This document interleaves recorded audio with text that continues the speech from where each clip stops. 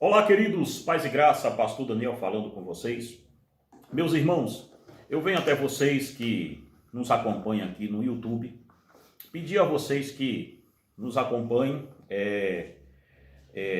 compartilha esse vídeo, curte, comenta, porque hoje nós vamos falar de um vídeo muito interessante que é justamente a ideia se Jesus desceu mesmo ao inferno.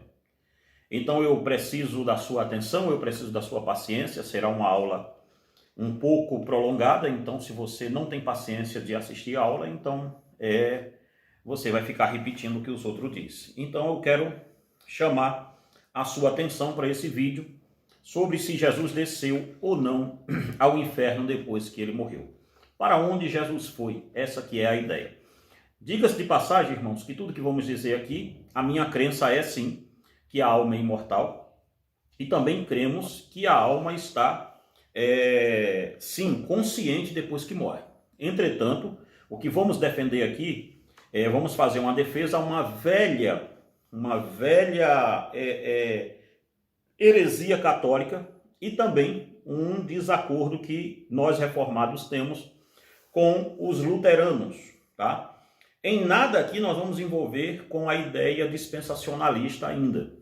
Nós vamos poder nos envolver com o dispensacionalismo mais avante, na parábola do rico e Lázaro. Aí sim vamos ter um embate ali diretamente com os adventistas, com os dispensacionalistas e assim por diante. Mas, dito isso, a nossa crença é essa. Mas vamos citar aqui alguma coisa se Jesus desceu ou não ao inferno. Tomarei aqui também bases de outros autores para poder falarmos um pouco sobre isso. Aqui iremos dialogar e combater uma temida heresia católica de que, depois de sua morte, Jesus Cristo desceu ao Hades e ao Seol. Porém, muitos cristãos, sem saber que este era um pensamento católico e também, de certa forma, luterano na era medieval, acolheram uma ideia que Jesus desceu ao inferno para ser atormentado por 3 dias, como dizem os católicos e alguns luteranos.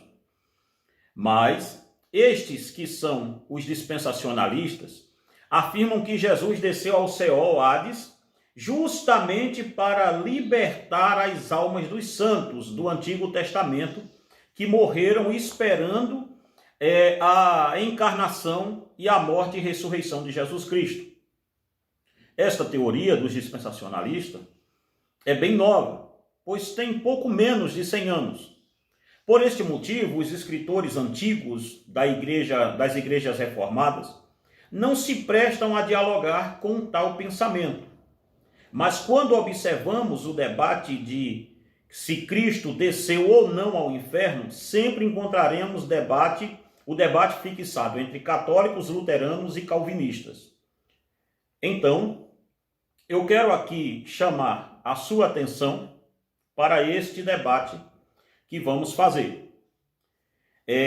A Gênesis, aqui neste documento, ainda não debateremos com os dispensacionalistas. Faremos isso mais adiante, como eu falei aqui no começo do vídeo. Mas devemos salientar aqui que esta teoria de Jesus ter descido ao inferno, ela é muito antiga. A visão é bem diferente ante as dos dispensacionalistas, pois a teoria dos dispensacionalistas para a visão pós-morte é uma colcha de retalhos de textos sagrados para provar uma teoria que traremos aqui mais adiante, em outro vídeo. A gênese da ideia de Jesus ter descido ao inferno não é nova, pois este debate vem desde os primórdios dos pais da igreja. Isto por causa do credo apostólico, que, diga-se de passagem, não foi elaborado pelos apóstolos. Lá diz que Cristo, depois de morto, desceu ao Hades. Dessa forma, os primórdios da igreja começaram a debater o credo em si, porém, para depois eles formarem ou fomentarem, incorporar textos a uma doutrina para provar que aquilo era bíblico. A nossa proposta é debater as questões rudimentares do assunto. Então, este debate tem mais a ver com a heresia de afirmar que Jesus esteve no inferno, ou que ele esteve em uma espécie de limbo, onde ficavam as almas dos mortos do Antigo Testamento, do que necessariamente corrigir um erro teológico de alguns dispensacionalistas. O que vamos debater aqui é uma velha heresia católica que, sim, alguns dispensacionalistas pegam para eles parte dessa questão para eles. Vamos começar o debate, irmãos. Para isso, nós vamos evocar aqui alguns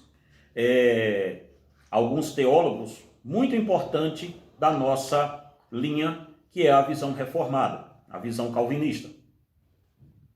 Logo depois da sua morte, a alma de Cristo foi direto ao paraíso ou foi para o inferno? Essa é uma grande pergunta. No Catecismo de Trento se propõe o seguinte: estando Cristo agora morto, sua alma desceu ao inferno e permaneceu ali durante o tempo em que o seu corpo permaneceu no sepulcro. Esse é o artigo 5 do Catecismo de Trento. A ideia do Catecismo de Trento é afirmar que Cristo desceu ali em alma e de fato não somente em virtude. No entanto, a ideia é afirmar que Cristo desceu ali com o propósito de libertar as almas dos pais veterotestamentários, detidos em um certo tipo de limbo. E então Cristo deveria conduzir estes para o céu. Daqui parte a doutrina do purgatório.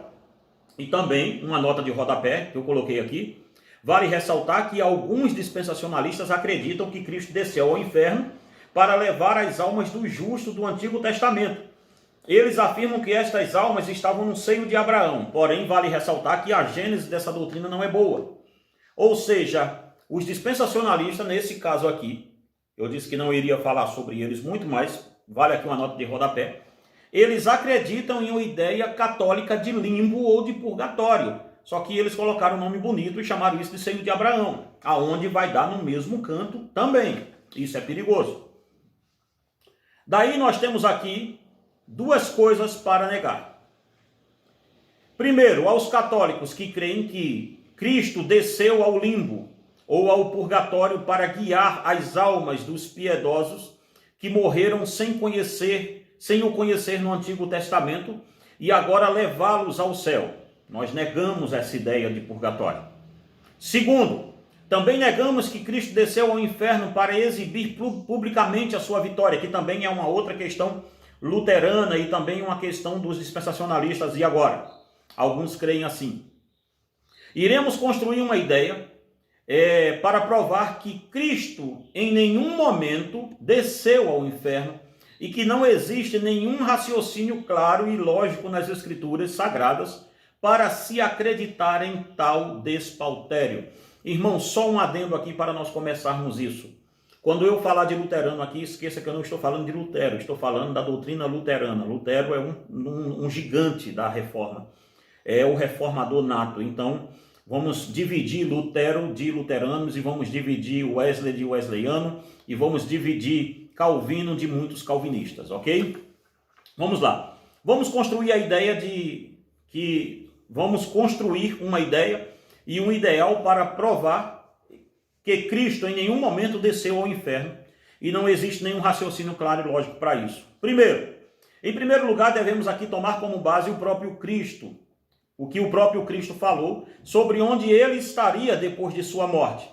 Pois quando foi atender ao clamor do ladrão, de que ele, o Cristo, se lembrasse daquele pecador quando em seu reino viesse, o próprio Cristo lhe disse: hoje estarás comigo no paraíso. Lucas 23, 43. Quando Cristo fala àquele ladrão convertido que agora está com ele no paraíso, nós devemos entender paraíso de fato como a palavra é. Pois devemos olhar esta palavra paraíso à luz de 2 Coríntios, capítulo 12, versículo 4, e também Apocalipse 2, 7. Ainda cabe nos mostrar aqui que Jesus mostrou,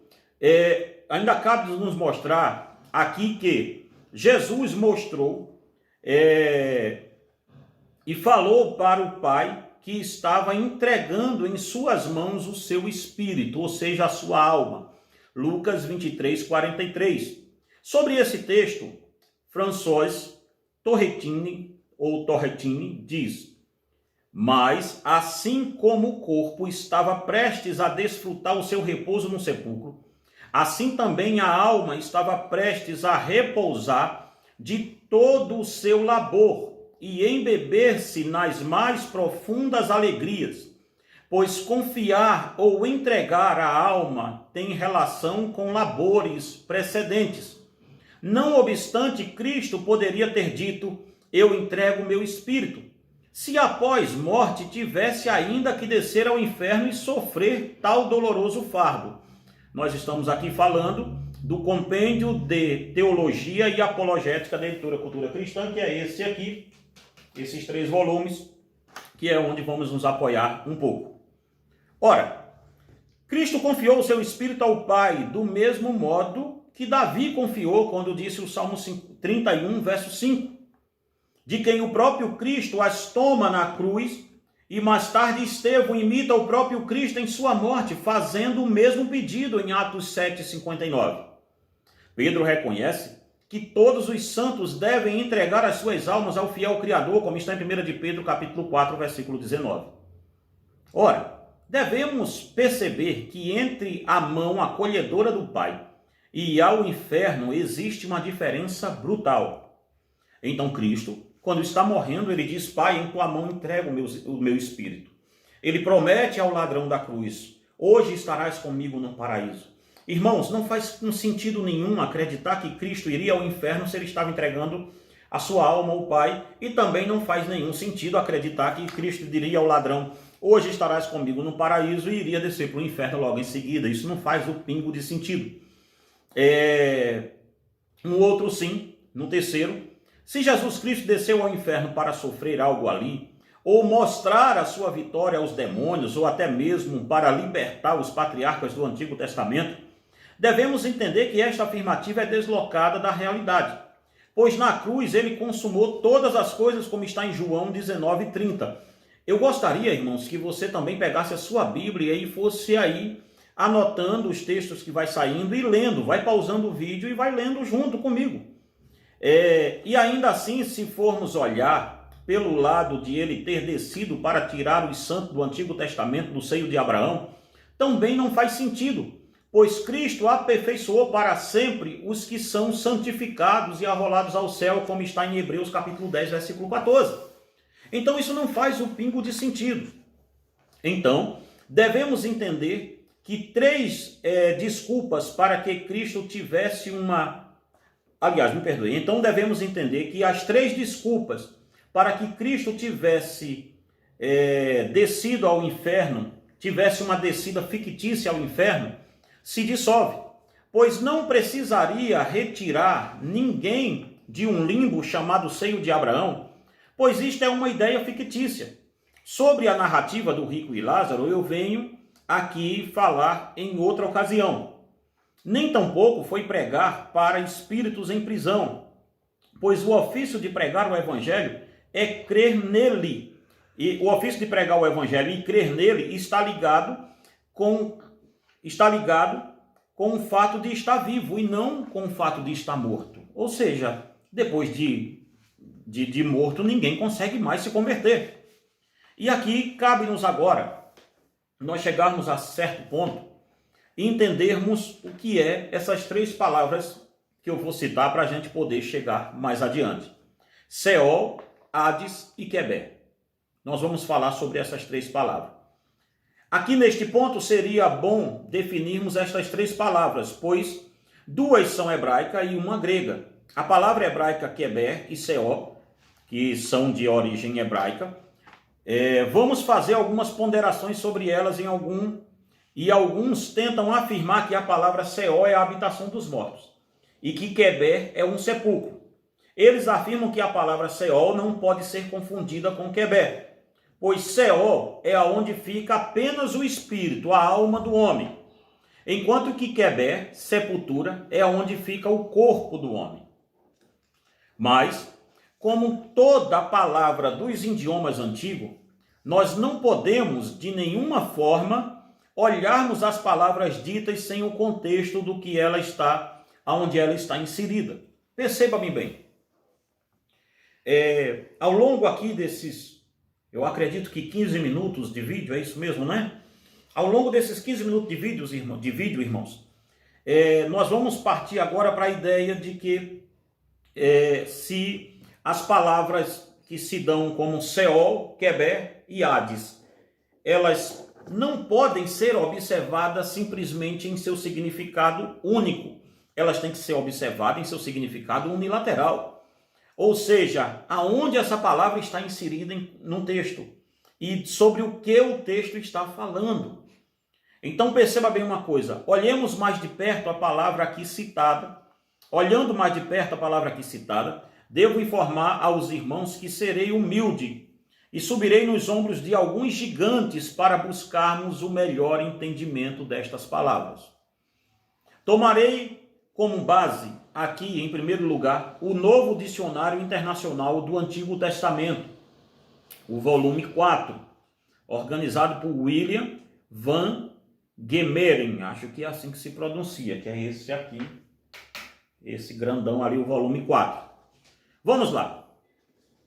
Ele diz assim: em referência ao lugar, habitação dos mortos, este termo ocorre 65 vezes no Antigo Testamento hebraico, sendo traduzido 61 vezes como Hades na Septuaginta, e 61 como inferno ou inferi na Vulgata Latina. Todas as tentativas de recuperar sua etimologia foram frustradas. Declaração com Bade Abaddon, em Provérbio 27:20 e 15:11. O seu paralelismo com Bor, que está em Isaías 14:15, é isso mesmo, e Maver, em Salmos 89, 48 ao 49, deixa claro que Seor designa tanto um túmulo quanto o reino dos mortos, particularmente esse último. Cabe aqui a gente chegar a um acordo em primeiro lugar. Ninguém aqui está dizendo que Seol somente signifique sepultura. Não, não é essa a ideia. Ninguém aqui está dizendo que a palavra Seol quer dizer apenas sepultura. Não. A gente está dizendo aqui que Seol deve ser observado observando-se o contexto aonde ele está inserido, essa palavra. Do mesma forma, Hades. Em termos essenciais, Seor é um lugar abaixo da superfície da terra, para onde as pessoas descem quando morrem, como está em Gênesis 37:35, Jó 7:15, Ezequiel 31:15-17 e Ezequiel 32:27.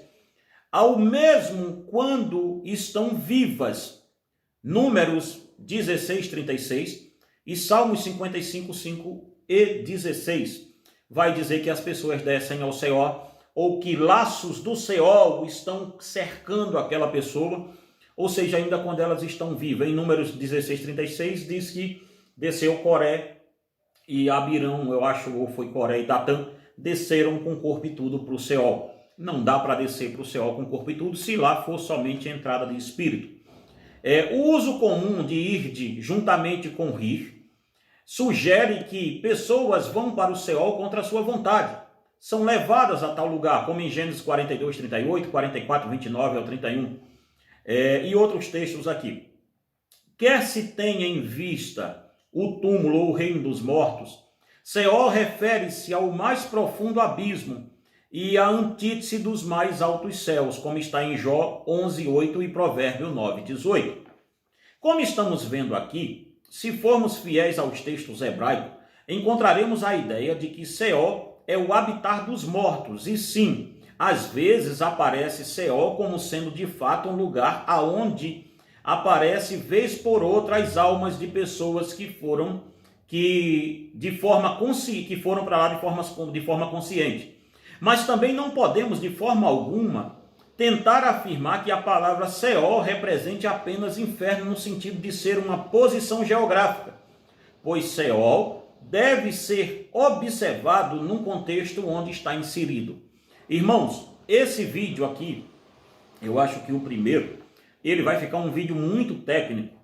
Então, eu peço a você que tenha um pouco de paciência, porque vídeo técnico é assim. Eu acho que está aí uns 20 minutos de vídeo, não é isso mesmo? E ele ainda está um vídeo muito técnico. Nós vamos passar para ele logo adiante. O Dicionário Internacional do Antigo Testamento diz: um problema de Seol é que homens tanto bons, como em Gênesis 37 e 35, quanto maus, Coré, Datã, em Números 16, 30, vão para lá. Isso levou a igreja primitiva a sustentar que os santos do Antigo Testamento iam para um limbus patrum, uma espécie de nível superior de Seol, do qual Cristo os livrou na sua ressurreição. E aí eles pegam para isso 1 de Pedro 3,19 e Efésios 4, 9 e 10, que nós vamos falar disso mais adiante. Essas passagens do Novo Testamento são bastante problemáticas, diz aqui o Dicionário Internacional do Antigo Testamento. Essas passagens do Novo Testamento são bastante problemáticas. A primeira provavelmente se refere apenas à pregação de Noé pelo Espírito de Cristo. E a segunda se refere à descida de Cristo nos céus e à sua volta para lá. Em vez de defender uma teoria que Seol estaria dividido em dois compartimentos, é mais fácil sustentar um duplo significado para a palavra Seol.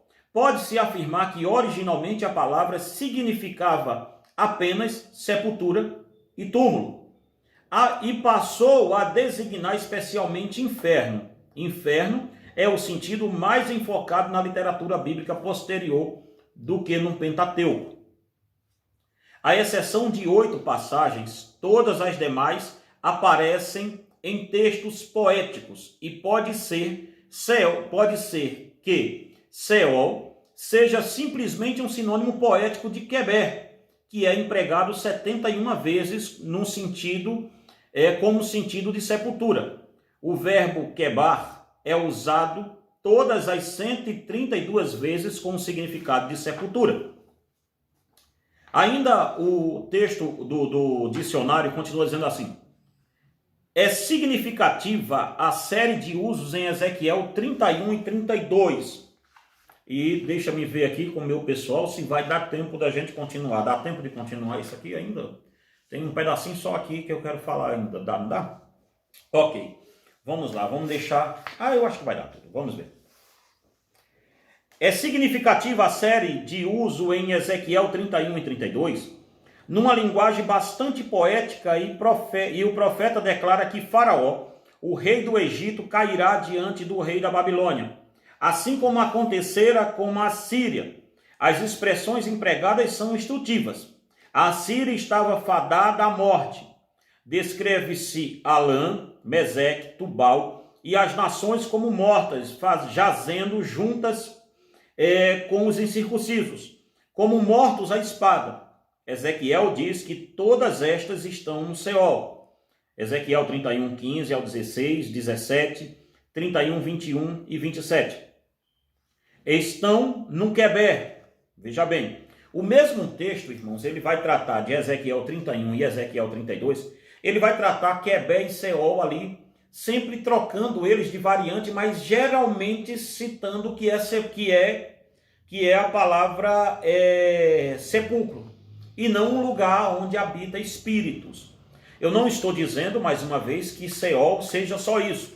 Eu estou dizendo que a palavra Seol aparece às vezes em contextos que são, sim, sepultura.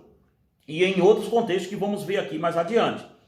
Veja bem, em Ezequiel 32, Ezequiel diz que todos estão no Seol, como a gente leu. Estão no Queber, que é sepulcro. Ezequiel 32, 22, 23, 25 e 26. A palavra bor, que é cova, é usada 8 vezes acerca delas. Está em Ezequiel 31, 14 e 16, Ezequiel 31, 18, e o versículo 23, 24, 25 e 29. Então veja, a expressão Eretes Tahiti terra embaixo. É empregada 5 vezes nesse texto. Então, se você pega Ezequiel 31 e 32, você tem aqui uma ideia muito ampla de que Seol não pode ser apenas inferno, lugar onde a alma está habitando. Ainda seguindo o escritor aqui, para a gente chegar e parar esse vídeo aqui e vir no vídeo 2 depois, diz assim: este escritor, ele falando, o escritor do dicionário do Antigo Testamento, do Novo Dicionário Internacional do Antigo Testamento, da editora Vida Nova, ele diz assim: este escritor, no caso ele, participou da escavação de um túmulo em Dotã, o qual possuía 3 dessas prateleiras, nas quais muitos corpos tinham sido postos junto, com uma grande quantidade de vasos de barro e pontas de lança, como está em Ezequiel 32, 27. Desceram ao sepulcro, ao Seol, com suas próprias armas de guerra. A cena descrita é uma matança e um sepultamento universal. Lá jazem eles, os incircuncisos, transpassados à espada, como está em Ezequiel 32, 21. Aqui, Seol significa simplesmente sepultura. As palavras que aparecem aqui como Seol, ela designa sepultura. Então, uma outra questão também é Jonas capítulo 2, versículo 2. Quando estava no ventre de um grande peixe, Jonas afirmou ter clamado das profundezas do inferno. Ele usa a metáfora para afirmar que foi sepultado vivo. Então entenda, meus irmãos, colocar a palavra Seol e dizer assim, Cristo desceu ao Seol, e ser somente o Seol como um lugar de, ou quando transitera da Septuaginta, ou quando faz a Septuaginta, que pegam todas as palavras que é Seol e transiteram como inferno na Septuaginta, isso não faz o pingo de sentido, acreditar que toda a palavra Seol ou Hades que apareça na Septuaginta do Antigo Testamento se designe ali inferno, porque não tem condição. Então nós temos que observar a palavra Seol à luz do contexto em que ela está inserida, e não apenas à luz da palavra em si. Em outras palavras, inferno também é Hades, que é uma palavra grega. E sobre essa palavra grega nós voltamos aqui num outro vídeo. Se você gostou dessa aula, já pede aí no comentário a aula 2, compartilha, nós precisamos chegar a 1000 inscritos, aí a gente não tem essa briga mais, de ficar cortando o vídeo. Aí dá pra gente fazer aqui live ao vivo e a cores toda segunda-feira junto com os irmãos. Que Deus em Cristo te abençoe e te guarde, em nome de Jesus.